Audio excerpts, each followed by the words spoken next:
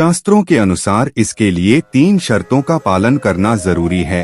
यदि आप शर्तों का पालन करते हैं तो ही अगले पन्नों पर जाएं। पहली शर्त यह कि किसी भी प्रकार का नशा नहीं करेंगे। दूसरी यह कि घर की स्त्रियों का पूर्ण सम्मान करेंगे।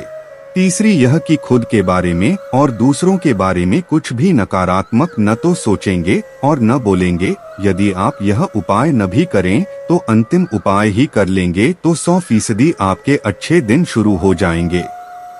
कर्पूर जलाना। प्रतिदिन सुबह और शाम घर में संध्या वंदन के समय कर्पूर जरूर जलाएं। हिंदू धर्म में संध्या वंदन आरती या प्रार्थना के बाद कर्पूर जलाकर उसकी आरती लेने की परंपरा है। पूजन, आरती आदि धार्मिक कार्यों में कर्पूर का विशेष महत्व बताया गया है। रात्रि में सोने से पूर्व कर्पूर जलाकर सोना तो और भी लाभदायक है। घर के वास्तु दोष को मिटाने के लिए कर्पूर का बहुत महत्व है।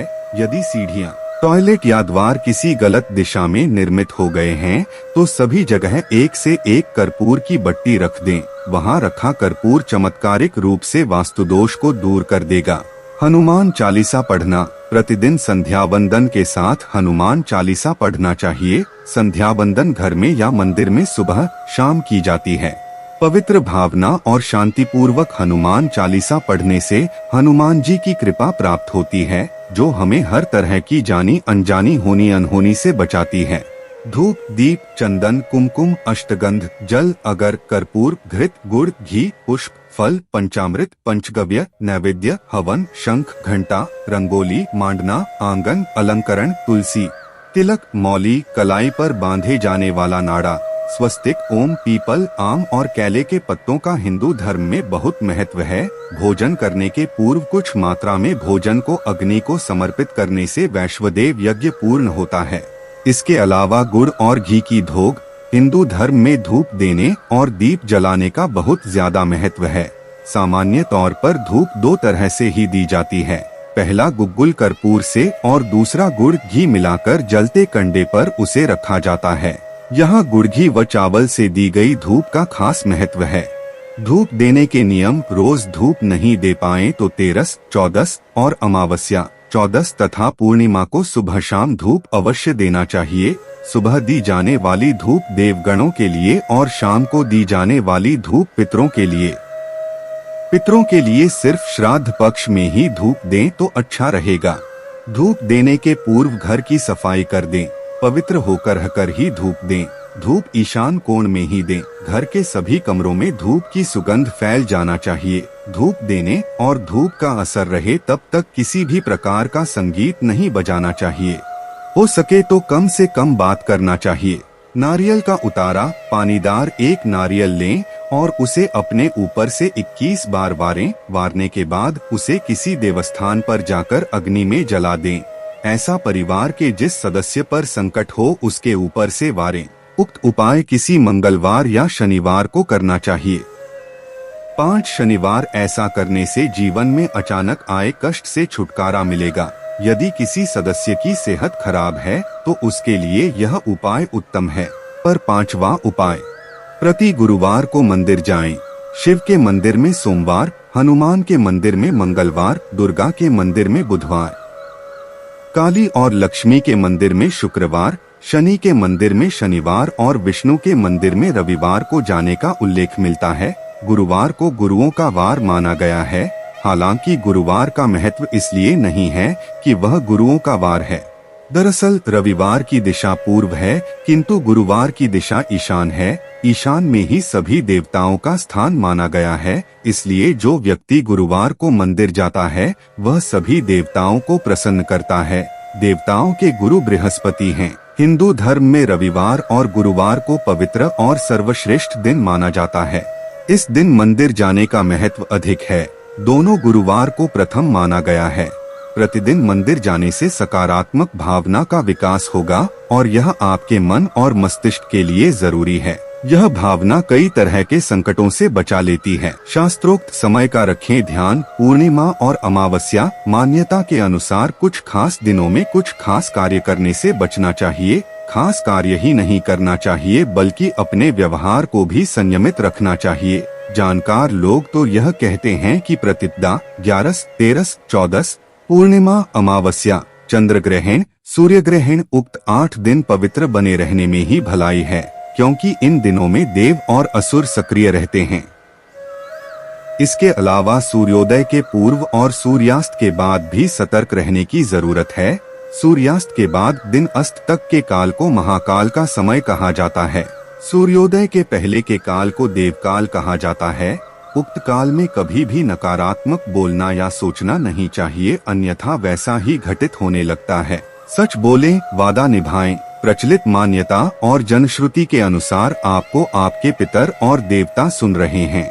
आप जो कुछ भी बोलते हैं वह आवाज या ध्वनि विद्यमान रहती है। आपके बोलने का असर होता है। देवता उनके साथ है जो सच बोलते और वादा निभाते हैं। बहुत से लोग अपने स्वार्थ के लिए या निष्प्रयोजन झूठ बोलते रहते हैं। वे हर वक्त झूठी कसम खाते रहते हैं। उनमें भी वे लोग अपराधी हैं जो कसम खाकर, झूठ बोलकर और धोखा देकर अपना माल बेचते या व्यापार करते हैं। बहुत से लोग कई तरह का वादा करके मुकर जाते हैं। यदि आप में इस तरह की आदत है तो इसे सुधारना जरूरी है, अन्यथा आपकी प्रार्थनाओं और कामनाओं का कोई महत्व नहीं। गाय, कुत्ते, चींटी और पक्षियों को भोजन खिलाएं। वृक्ष, चींटी, पक्षी, गाय, कुत्ता, कौवा, अशक्त मानव आदि प्राणियों के अन्न जल की व्यवस्था करने से इनकी हर तरह से दुआ मिलती है। इसे वेदों के पंचयज्ञ में से एक वैश्वदेव यज्ञ कर्म कहा गया है। यह सबसे बड़ा पुण्य माना गया है। कछुओं और मछलियों को नित्य आटे की गोलियां खिलाएं और चींटियों को भुने हुए आटे में बूरा मिलाकर बनाई पंजीरी खिलाएं। प्रतिदिन कौवे या पक्षियों को दाना डालने से पितृ तृप्त होते हैं। प्रतिदिन चींटियों को दाना डालने से कर्ज और संकट से मुक्ति मिलती है। प्रतिदिन कुत्ते को रोटी खिलाने से आकस्मिक संकट दूर रहते हैं। प्रतिदिन गाय को रोटी खिलाने से आर्थिक संकट दूर होता है। कालिका माता से क्षमा। अगर किसी मानसिक कलह, तनाव या परेशानी से जूझ रहे हैं तो शुक्रवार के दिन मां कालिका के मंदिर में जाकर उनसे अपने द्वारा किए गए सभी जाने अनजाने पापों की क्षमा मांग लें और फिर कभी कोई बुरा कार्य नहीं करने का वादा कर लें। ध्यान रहे, वादा निभा सकते हो तो ही करें, अन्यथा आप मुसीबत में पड़ सकते हैं। यदि आपने ऐसा 5 शुक्रवार को कर लिया तो तुरंत ही आपके संकट दूर हो जाएंगे। 11 या 21 शुक्रवार कालिका के मंदिर जाएं और क्षमा मांगते हुए अपनी क्षमता अनुसार नारियल, हार, फूल चढ़ाकर प्रसाद बांटें। माता कालिका की पूजा लाल कुमकुम, अक्षत, गुड़हल के लाल फूल और लाल वस्त्र या चुनरी अर्पित करके भी कर सकते हैं। भोग में हलवे या दूध से बनी मिठाइयों को भी चढ़ा सकते हैं। अगर पूरी श्रद्धा से माँ की उपासना की जाए तो आपकी सारी मनोकामनाएं पूर्ण हो सकती हैं। अगर माँ प्रसन्न हो जाती हैं, तो माँ के आशीर्वाद से आपका जीवन बहुत ही सुखद हो जाता है। जल अर्पण। एक तांबे के लोटे में जल लें और उसमें थोड़ा सा लाल चंदन मिला दें। उस पात्र को अपने सिरहाने रखकर रात को सो जाएं। प्रातः उठकर सबसे पहले उस जल को तुलसी के पौधे में चढ़ा दें। ऐसा कुछ दिनों तक करें। धीरे धीरे आपकी परेशानी दूर होती जाएगी। हनुमान जी को चढ़ाएं चोला। 5 बार हनुमान जी को चोला चढ़ाएं तो तुरंत ही संकटों से मुक्ति मिल जाएगी। इसके अलावा प्रति मंगलवार या शनिवार को बढ़ के पत्ते पर आटे का दिया जलाकर उसे हनुमान जी के मंदिर में रखाएं। ऐसा कम से कम 11 मंगलवार या शनिवार को करें। छाया दान करें। शनिवार को एक कांसे की कटोरी में सरसों का तेल और सिक्का, रुपया पैसा डालकर उसमें अपनी परछाई देखें और तेल मांगने वाले को दे दें या किसी शनि मंदिर में शनिवार के दिन कटोरी सहित तेल रखकर आ जाएं। यह उपाय आप कम से कम 5 शनिवार करेंगे तो आपकी शनि की पीड़ा शांत हो जाएगी और शनिदेव की कृपा शुरू हो जाएगी, जिससे मिलेगी संकटों से मुक्ति। सभी तरह के बुरे काम छोड़कर प्रतिदिन राम के नाम, गायत्री मंत्र या महामृत्युंजय मंत्र का जाप शुरू कर दें। ध्यान रहे, इसमें से किसी एक मंत्र का जाप ही करें। कम से कम 43 दिनों तक लगातार इसका जाप सुबह और शाम नियम से करें।